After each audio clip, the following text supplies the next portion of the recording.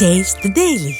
சேலத்தில் தனியார் சொகுசு உணவகத்தில் 2 நாட்களாக ஜிஎஸ்டி துறை அதிகாரிகள் நடத்திய சோதனையில் முக்கிய ஆவணங்கள் பறிமுதல் செய்யப்பட்டதாக தகவல் வெளியாகியுள்ளது.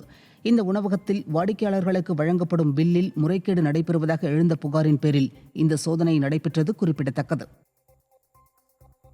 கடலூர் மாவட்டம் விருத்தாச்சலத்தில் நடந்த கொலை வழக்கில் திமுக நிர்வாகியின் மகன் ஏற்கனவே கைதான நிலையில் அவரது தந்தையையும் கைது செய்யக்கோரி உறவினர்கள் சாலை மறியலில் ஈடுபட்டதால் பரபரப்பு ஏற்பட்டது.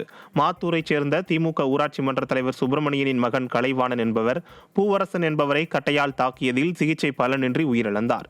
கலைவாணன் கைது செய்யப்பட்ட நிலையில் அவரது தந்தையையும் கைது செய்யக்கோரி உயிரிழந்தவரின் உறவினர்கள் பூவனூர் கிராமத்தில் சாலை மறியல் செய்ய முற்பட்டனர். இதனையடுத்து சம்பந்தப்பட்ட திமுக ஊராட்சி மன்ற தலைவர் சுப்பிரமணியனையும் காவல்துறையினர் கைது செய்தனர். செங்கல்பட்டு தஞ்சை மாவட்டம் பாபநாசம் பகுதியில் விடிய அரசு அறிவித்துள்ள குறுவை தொகுப்பு திட்டமானது ஏமாற்றம் அளிப்பதாக விவசாயிகள் வேதனை தெரிவித்துள்ளனர். குறுவை தொகுப்பு திட்டத்திற்காக சுமார் 78 கோடியே 67 லட்சம் ரூபாய் விடிய அரசு அறிவித்துள்ளது. இந்த நிலையில் தற்போது பெய்த கோடை மழை காரணமாக நேரடி நெல் விதைப்பு மற்றும் குறுவை சாகுபடி அதிக அளவில் செய்யப்பட்டுள்ளதால் தங்களுக்கு ஒதுக்கப்பட்டுள்ள தொகை போதிய அளவில் இல்லை என விவசாயிகள் தெரிவித்துள்ளனர். எனவே விடியா திமுக அரசு சரிவர கணக்கெடுத்து விவசாயிகளுக்கு வழங்கக்கூடிய தொகையை மறுபரிசீலனை செய்ய வேண்டும் என விவசாயிகள் வலியுறுத்தியுள்ளனர். டெல்டா மாவட்டங்களில் குறுவை தோப்புக்காக இன்னைக்கு 78.67 ரூபாய் அறிவிச்சிருக்காங்க இந்த தொகுப்பு திட்டத்துக்கு. இருந்தாலும் இந்த மழை அதிகமாக பெஞ்சதுனால எல்லா விவசாயிகளும் நிறையா குறுவை சாகுபடி பண்ணியிருக்காங்க. இந்த அமௌண்ட் பத்தாது. அறிவிச்சிருக்கிறதுக்கு பார்த்தீங்கன்னா பாதி விவசாயிகள் கூட கிடைக்காது. அந்த அளவுக்கு இந்த வருஷம் குறுவை சாகுபடி ஆகிருக்கு. மழை நல்ல டயத்தில் பெஞ்சதுனால எல்லாம் பாதி பேர் தெளிவில் அதிக அளவு அடிச்சிருக்காங்க. அதை பற்றி எந்த அறிவிப்பு இல்லை. எல்லாத்துக்கும் சேர்த்து மறுபரிசீலனை பண்ணி இன்னும் நிதியை ஒதுக்கி உரம் எங்களுக்கு அவசியம் வேணும். உரத்துடைய அறிவிப்பு இல்லை. அரசு இதை தெளிவுபடுத்தணும் விவசாய சார்பாக கேட்டுக்கிறேன்.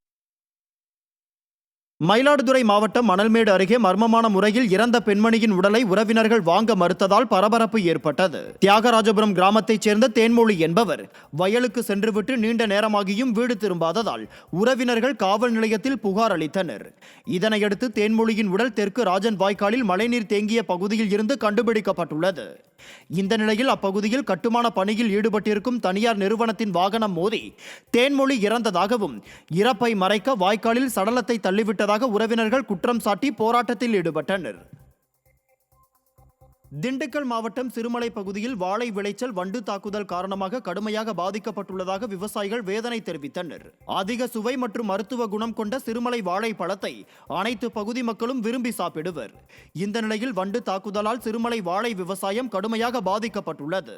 இதன் காரணமாக நாள்தோறும் 30 வாழைத்தார்கள் சுழற்சி முறையில் அறுவடை செய்யப்பட்டு வந்த நிலையில் தற்போது அது பாதியாக குறைந்துள்ளதாகவும் வண்டு தாக்குதலை கட்டுப்படுத்த விடிய அரசின் வேளாண் துறை அதிகாரிகள் நடவடிக்கை எடுக்க வேண்டும் எனவும் விவசாயிகள் வலியுறுத்தியுள்ளனர். கடலூர் மாவட்டம் பன்ருட்டி காடாம்புலியூர் சாலையில் நிற்கும் மாடுகளால் வாகன ஓட்டிகள் அவதியடைந்துள்ளனர். பன்ருட்டி அடுத்த காடாம்புலியூர் சாலையில் கும்பகோணம் மற்றும் சென்னை செல்வதற்காக ஆயிரக்கணக்கான வாகனங்கள் பயணிக்கின்றன. ஆனால் அப்பகுதியில் மாடு வளர்க்கும் விவசாயிகள் கொஞ்சம் கூட பொறுப்பில்லாமல் சாலையில் மாடுகளை விட்டுவிட்டு வீட்டிற்கு சென்று விடுகின்றனர். இதனால் சாலையிலேயே மாடுகள் நிற்பதால் வாகன ஓட்டிகள் அவதியடைந்துள்ளனர். எனவே மாடுகளின் உரிமையாளர்களை கடும் சட்டப்பிரிவின் கீழ் கைது செய்ய வேண்டும் என வாகன ஓட்டிகள் கோரிக்கை விடுத்துள்ளனர்.